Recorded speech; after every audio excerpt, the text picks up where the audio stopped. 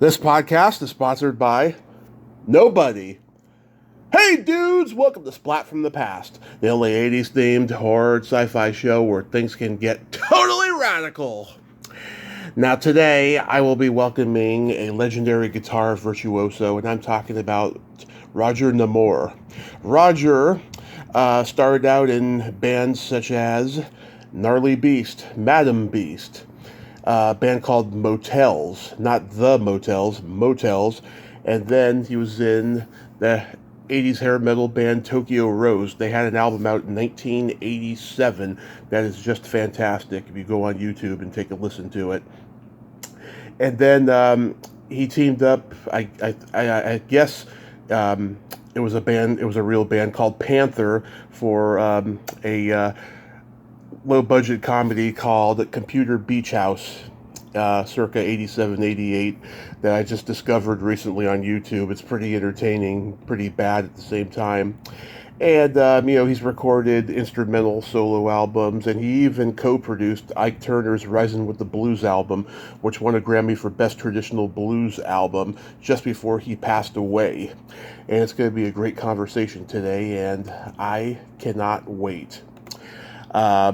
I love talking to those 80s metal guys, and hearing stories about the road and so forth and early influences, and I'm looking forward to this conversation today.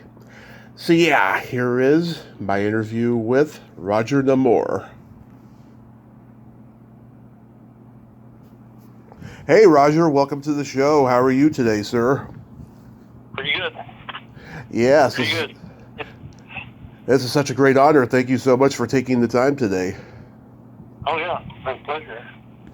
So, going back in time, I was reading that you saw the Beatles on Ed Sullivan when you were 12, and you talked to your mom into getting you guitar lessons at La Jolla Music. yeah, sure did. That was a time. Yeah, was it a lot of convincing to do? No. I decided, hey, Mom, that's what I want to do for the rest of my life. What was your first guitar? Was it acoustic or electric? It was, no, it was electric. It was a rodeo guitar, I guess it was called, from White Pants or something, like Kmart or something. Yeah. It was terrible, horrible. It had these cheese cutters on it. Strings are so thick and high. Mm-hmm. You're sitting there practicing after school and sitting there in tears, trying to make it work. It was horrible. But it did the trick. I mean, obviously. Yeah. Then I finally got an acoustic guitar. They gave me a classical guitar at the music store. Laurie Music kept. It's a lot better. Do you play any other instruments? I play bass guitar, and then on my regular guitar, electric guitar, I have a guitar synthesizer, so I can play any instrument that I want. It sounds great, like the real thing. I use it in all my albums, like the saxophone, or piano, organ, and it's a great tool. Yeah. Oh, that is a great tool. Do you remember the first album you ever bought with your own money? Yes, it was. I think it was Frank Zappa's Mother's Invention, his first one. Oh, wow. Was that Freak Out? Yeah, I carried that with me everywhere. That's a great album. How about the first concert you ever attended where you were just a fan? Oh, yeah. When I was 15, my parents took me to the sports arena to see James Brown, and we're the only white people there. Oh, that's cool. It was crazy about it. I love James Brown. Loves soul music and shit. That was quite an experience, especially for my parents. Wow, his career must have been down in the dumps at that point, because there was a long period where everyone was like, "Where's James Brown at?" Yeah, I think this was like 65 or so, 1965. Yeah, about there is when people were starting to say that. Probably it wasn't until like maybe the Blues Brothers or Rocky Four everyone was like he's back. Exactly. Um, Oh, that's so cool though. You got to see him back then. Tickets were probably like $10, right? right, right. Wow. You're born and raised in San Diego. Yeah, yes. Yeah, Uh, that's the only part of California I haven't been to. I heard it's nice over there. yeah, it was really nice in La Jolla when it was a small village. Now you can hardly drive through it in the afternoon. There's so much traffic. And there's only a couple of roads that go, 2-lane roads that go in and out of La Jolla, so it makes it really rough for the traffic. It's got the LA traffic vibe there. Yeah, it's a big time. Oh wow. So your first band was in high school, the VIPs? Yeah, that was in junior high. Were you guys mostly a cover band? Um, yeah, we did. Actually, we played in at these high society parties, Yeah. and we're a suit and tie, and then when they get drunk enough, they say, "Oh, take off the ties and play some Beatles and rock and roll." It was crazy like that. But, yeah, we were playing like Fly Me to the Moon. Yeah. We had one of those fake books, a million songs in it. That was pretty standard. And then we played these classes for kids that the parents wanted to send them to a manners school. Yeah. Debonair thing. We played that, and we played on the train for the La Jolla Ball, and on the boat, the Bahia Bell. That's a bunch of local things, but it played practically everywhere in San Diego. And then the kids more, then we started doing more of the rock thing all the time, which was like the Beatles and Rolling Stones. Yeah. The Who. Yeah, that's probably the later. Yeah, this is like mid '60s, Mm-hmm. and then it was pretty crazy. Yeah. Being the first band in San Diego, and we played at the car show and the contests, battle of the bands and such. Yeah. And then you joined the Double Bubble Blues Band. Yeah, we just played it. Ended up playing one gig. It was at the Logan in La Jolla, at the Cove Park, La Jolla Cove Park.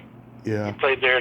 That was pretty crazy. The funny thing about that was that Channel 10 News was there to film the festival, and they came up and did close-ups of all like the gnarly. Actually, that was Gnarly Beast after that. Yeah, that's right. And so on that one, when they took pictures of our faces on the news and said, we didn't know what they said, but when we went to school on Monday, the principal was going to expel me and the drummer because with what they said they had the pictures going on TV and said, these are the people that push your kids to do drugs. And so that was kind of upsetting, and my dad had to come down and fight the school system to get him to let us not be kicked out. Wow. And then that led to you joining Gnarly Beast?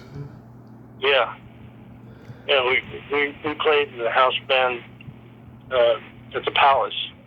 It was this, across the street from the Schwartzman. They had this big cement block at the warehouse with nothing else on that field. Now it's like shopping centers and everything else, but we played there every night. And the other band was played sometimes with the Iron Butterfly and Glory and the Brain Police. Those were big bands back then. But I played every night, and I was underage, and so my mom had to come almost every night until I was like 17. Yeah, was your family worried about you? No. They said I could play in the band as long as I had a B average in school, and so I kept up. It seemed like parents of that generation, they wanted to get rid of their kids so fast. They wanted them to start working early. So I guess that, a lot of musicians, they didn't have worrisome parents, when they started touring at 16, 17, because I talked to Susie Quattro, her and her sister and their friends, they had an all-girl garage rock band that went on the road and stuff at like 15, 16 years old, and they didn't worry either. But it's so far removed from my generation because, I was born a couple of years after Adam Walsh disappeared, so it's a completely different world. My dad back then, he was managing our band, so I think he did that. He wanted to keep an eye on me, so basically. But he took us a little tour to Arizona and played at these fairs. Yeah. Where we opened up for Alice Cooper's band. Oh yeah, the Spiders. Yeah, that's right. Yeah. And they were the Spiders, the Airwigs, the Naz, and then Todd Rundgren said, "No, you better change your name." Yeah, that's great. They remember that. You remember that? Oh yeah, I'm the biggest Alice Cooper fan there is. He was my first big concert I ever went to. So from 1967 to 1971, you guys were playing the San Diego rock scene. Yeah, we're opening up for major bands at the sports arena. Also, there's Pagny Productions that he's got all the bands to join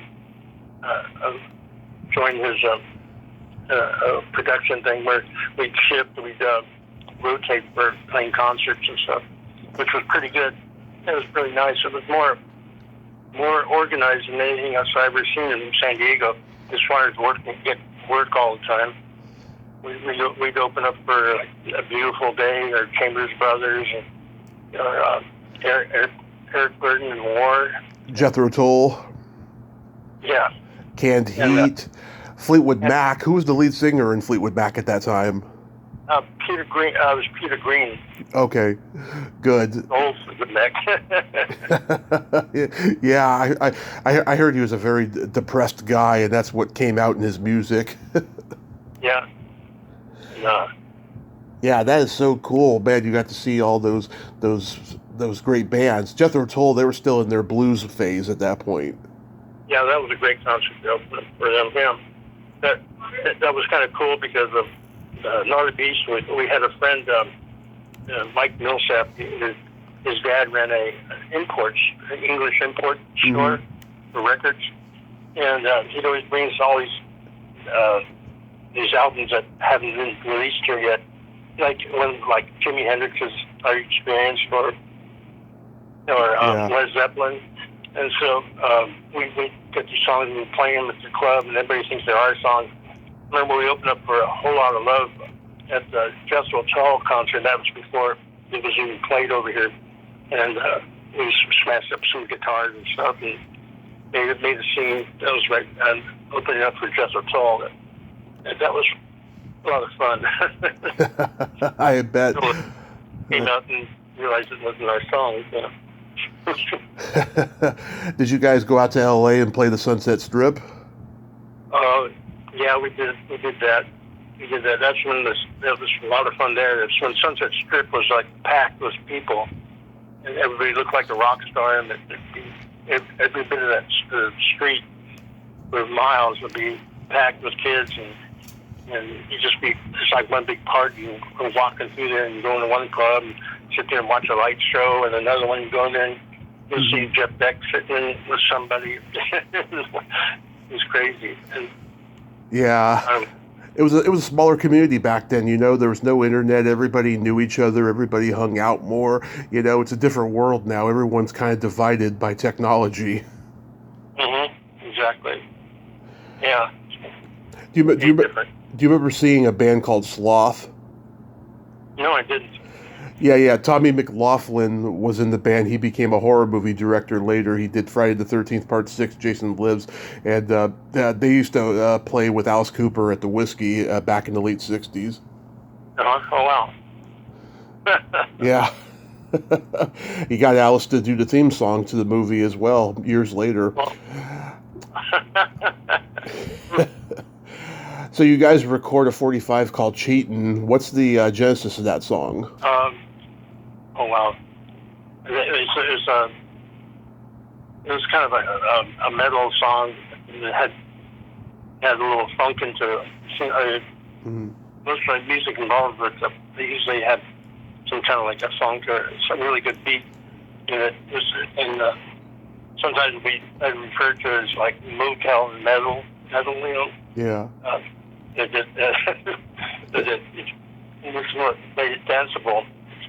And that way we didn't have to play top 40 songs. That was songs we had good dance music. So you'd be playing like Aretha Franklin's Chain, Chain, Chain, and you'd come out like a Aerosmith kind of song. Yeah. Did you guys get signed to a label? No, we didn't. We had our own label and released it ourselves, and it did pretty good through San Diego. It was a regional hit. Yeah. So how'd you go from Gnarly Beast to Madam Beast? Oh, I was hitchhiking to school one day, to college one day. This girl picked me up and she started singing. And it was like, wow, it's really good. So she became my girlfriend, Leslie Ryan, and I had her start singing with the band. You know, we were a three-piece band before that, and we got Leslie, and we got this keyboard player, Jim Condor, to play, and our kind of music kind of got bigger sounding and more versatile, I guess. And so we played for like 5-6 years, and we had a deal with Capitol Records, and we were on the road forever. You know, we'd open up for other bands. I remember we opened for Kiss in 74, 73, 74, in Charlotte, North Carolina, at a club called Flashes, and that was pretty wild. They left blood on our piece. Of course. Yeah, so that was their first tour, probably, 74. Yeah, so they weren't the biggest band in the world just yet. Right, exactly. Wow. Yeah. That's crazy. That's so crazy. Then you were in a band called Motels, but not the Motels. It was the Motels with Martha. Oh, okay. So you were in the Motels with Martha Davis and Goodrow and Gerard and all them? Yeah, well, it was a little bit different setup. I played bass with them. That was like 1979, 80. Played with them for a year. And then after that, I helped put a band together called Tokio Rose. Yeah. We played Hollywood everywhere, especially the Starwood and Troubadour, Whiskey, and we played some of the Orange County, like the Cuckoo's Nest and such. But that was a great band. That was a lot of fun. Yeah. What was the Motels like though? Was it at least pleasant? It was more hard rock then. I thought Martha was. I liked her better doing that. And she got very commercialized. But yeah, it was. She's a great singer, entertainer, and it was just different. It was more hard rock, yeah. Yeah, and then they, of course, morphed into a more new wave pop kind of a sound. Exactly, yeah. Yeah, which is still awesome. I love, that version of the Motels, but I'm sure the early version was just as good. I'm sure YouTube has some like bootlegs of shows from that time. Um, Mhm. yeah, so Tokyo Rose. Yeah, so were you guys playing like the LA scene? Yeah, Madam Wong, Troubadour, Whiskey, Starwood, uh, Gazari. So yeah, we did the whole thing for a few years. And Madam Wong was another one. But yeah, it was like the transition between punk and metal. Yeah. Yeah, LA had some great music scenes in those days. It's like completely gone now. Yeah, yeah, had a lot of friends in Motley Crue. They were just starting out. And Yeah, probably Great White and Dawkins, yeah, and Rat. Rat. Yeah, Autograph. Yeah, that's fun. Yeah. Did you see Silent Rage? No, I didn't. Yeah, I've talked to E.J. Kurst, the lead singer of that. Yeah, they were like a house band in Pasadena, and it took them a long time to get signed. And Gene Simmons eventually discovered them, and they did. But he was in a movie called Hard Rock Zombies, and he thought that was going to lead to the band getting signed, but it didn't. Yeah. Did you see Wasp? Yeah, the Blackie Guzman. Yeah, he was a friend of mine. Yeah, he's quite a character. Yeah. I've heard stories. I've heard stories about that guy. Yeah, they were pretty controversial though because they were saying fuck and all this stuff in their lyrics. Yeah, Blackie was like a really laid back, nice guy. He'd be sitting there at a party or something. He'd be playing guitar and singing his Beatles songs, and it sounded really pretty and everything. And then you go to what he does in Wasp. It's quite a quite a trip. The comedian Brian Posehn has said that before he got into comedy, he met Blackie Lawless somewhere, and Blackie told him to talk to him when he gets bigger tits.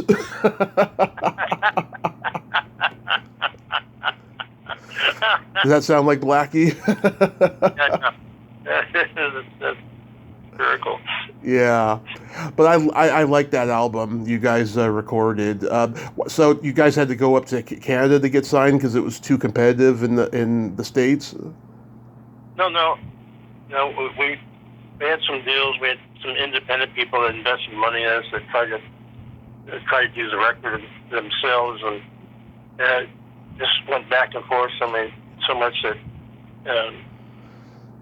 finally we just broke up and went different directions. And that was 85, 84. My sister Stacy, she came to me with this deal. Was the director that wanted to do this movie called Computer Beach Party. Yes. And they signed that to do the soundtrack and playing the movie too, which was the nice, fun experience. But the movie came out so shitty, they were fucking it up every way. With putting these voiceovers on it. Yeah. It turned out to be more like cartoon. The music was good, and the movie now it's become it's come back to haunt me. That it's become like a cult film. I know. I watched it, recently, and I was like, "Oh, it's that guitarist from Tokyo Rose. I should reach out to him because I've always liked your stuff, And I watched it. I was like, "Yeah, this is one of those it's so bad it's good movies." Yeah, that was something else. Yeah. They gave me all the freedom to do what I wanted to do musically, in the studio and putting the music to the movie. And that was filmed down in Galveston, Texas. Mm-hmm. And was Panther already existing? No, it existed before that. Uh-huh. The band wasn't even together at that point. Yeah. I hired Jan Uvina and who was with Alcatraz, Yeah. and drummer, and the bass player Eric Scott. They both played for Alice Cooper too. At the same time. They played with all kinds of people, successful people that made it and stuff. But they were really good in the studio. And Eric, unfortunately, he passed away 2 years ago. Anna still played. And then there was the singer Grant, of course, and he sang for Panther. So. They had you on screen a good 4 minutes playing at that party. How long were you there for? A couple months. I think it was a couple months. And the scenes that we're playing on the movie, it's all windy and stuff. That was like during Hurricane Warren. Yeah. And those, everybody thought we had bands going or whatever. But my sister starred in that. Yeah. She finds it regrettable. When they first signed on, there was not much to the meat of the story, so I helped them put in things to make it more of a story, such as like the treasure ship that crashed there. Yeah. Years ago, Valeria. He wrote songs about different things through the movie to make it consistent. Yeah. Did you guys perform at the rap party? No. Was there like a screening you guys went to? Oh yeah, we had to go to New York. The people who backed the movie was Bankworms, Bank in New York, and went there and stayed at the Park Meridian. And then we took limousine up to Connecticut to see some other backers there. It was a really rich, fancy party there. Mm-hmm. And then we had a screening of the movie, and everybody's going, But yeah, that was kind of a funny time. So back to the Tokio Rose album, like you guys had Stacey Hayden produce it. He worked with Teenage Head and Iggy Pop. What was he like to collaborate with? Well, I think you're thinking of the other Tokio Rose band. Oh, okay. There's a couple of bands that came after us that used the name Tokio Rose. Okay, who did produce the album? Andy Zane. Oh, okay. And it didn't do quite well. It wasn't enough promotion behind it or anything. Nobody knew about it. And we ended up pushing it ourselves and with other backers and stuff, and it didn't go quite very well. That's still a great record, though. You guys did videos for Another Night, Just Wanna Rock and Roll, and Bye Bye Girl, and they were simple videos too. You guys were doing performance videos like AC/DC does. You didn't want to go over the top like Twisted Sister or Quiet Riot. Yeah.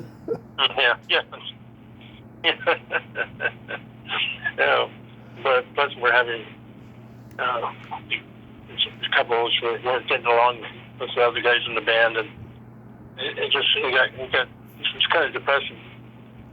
Because I thought we could go a long way and be successful.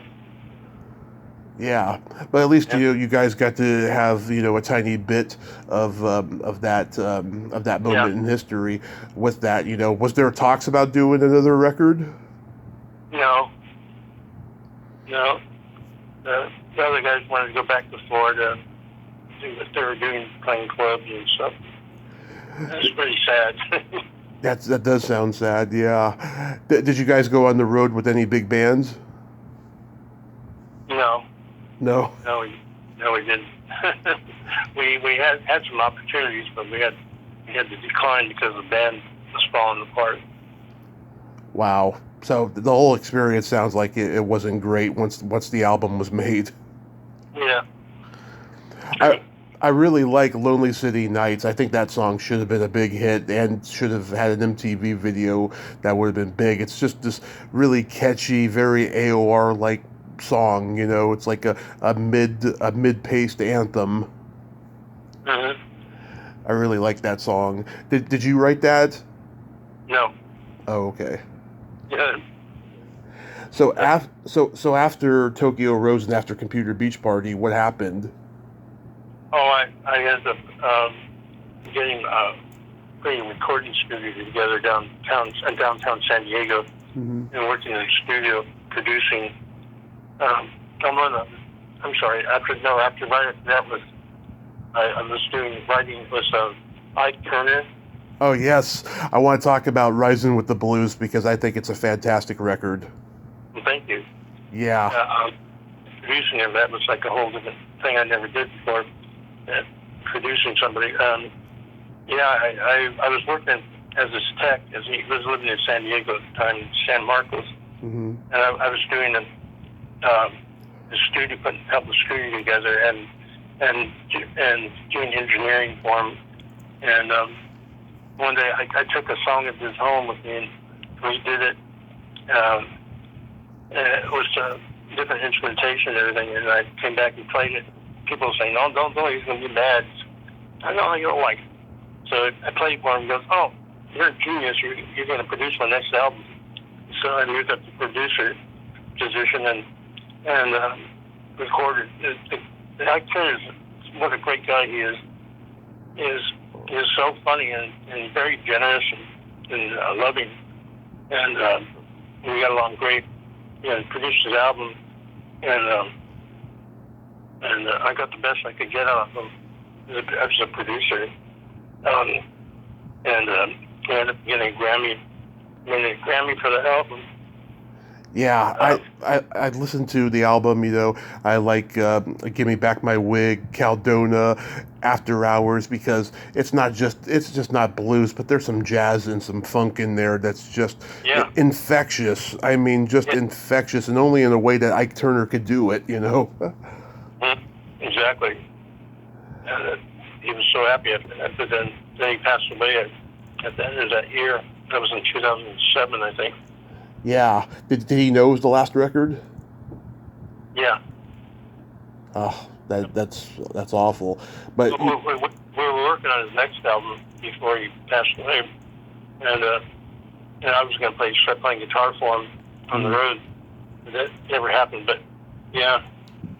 That's sad. Yeah, were you guys shocked when it won the Best Traditional Blues Album at the Grammys? Oh yeah, yes. That everybody was. That was amazing. I couldn't believe it. That was a really good experience. I'm really happy. Yeah. Were you at the ceremony that night? No, I didn't. I didn't make it. I had some other personal things I was dealing with at the time, and I was just, I was kind of shy actually. I had no idea I was going to win like that, and I let Ike have his day there. He has such an entourage as it is. Yeah. Oh, that's so cool though that you got to do that. So yeah, I've listened to your instrumental music as well. You've done what, 2 or 3 albums now? Yeah, I just finished my 3rd album a couple of months ago. Congrats! Is it out yet? Yeah, it's out. Yeah. There's 3 albums: Roger Nemour and Roger Nemour 2 and 3. 3 albums. I'm working on. A lot of people requested that they wanted to get the album for the soundtrack for Computer Beach Party. This had all his tapes, master tapes, and everything. I was just going to remix it and release it here before the end of the year. Do you prefer instrumental music over word songs? No, not really. I love stuff like what Jeff Beck does and Joe Satriani and all that. And I figured try that because I had the worst problems with singers, Mm-hmm. This problem, and it's hard to find someone good too. I didn't want to waste any more time, so I said, hell, I'll just put these songs out like this. And and that's kind of I love working with vocalists, but I like all kinds of music. So at least I got to do what I wanted to do. I did a little bit of jazz and funk and heavy metal and some jazz stuff too. Yeah, Satriani, Steve Vai, Huey Malmsteen, those guys are badasses as far as guitar instrumentals go, and I put you in the same list. Oh, thank you. Of course. Did you know Ronnie Montrose? Oh no. Yeah, he did a bunch of instrumental albums later in life, but that first Montrose album with Sammy Hagar singing, oh god, it's like one of the first like American heavy metal albums. It's awesome. Yes, indeed. Yeah, I think Warpaint is an awesome song. Remember how you came up with that song? Oh, it just comes to me. So usually start with a drum beat or some sort of a lick, and build up from that. But that it turned out to be something when I used these Indians, American Indians, they had recordings of their ceremonies and their chanting and stuff, and I took those and put them in on the song. It worked out perfect. Got very key and everything. Yeah, instrumentals always have names that you don't expect for a song, and when you hear it, you think there's going to be lyrics, but it just turns out to be an instrumental, like Edgar Winter's Frankenstein, you know? Yeah, exactly. Yeah, it's covered a lot of moods. What's the new album called? Oh, the newest one is Roger Nemour 3. Roger Nemour 3. Okay, I'm going to definitely check that one out because I didn't see that one on your website. Otherwise, you know, maybe I was temporarily blind if it's there already. I think it's on there.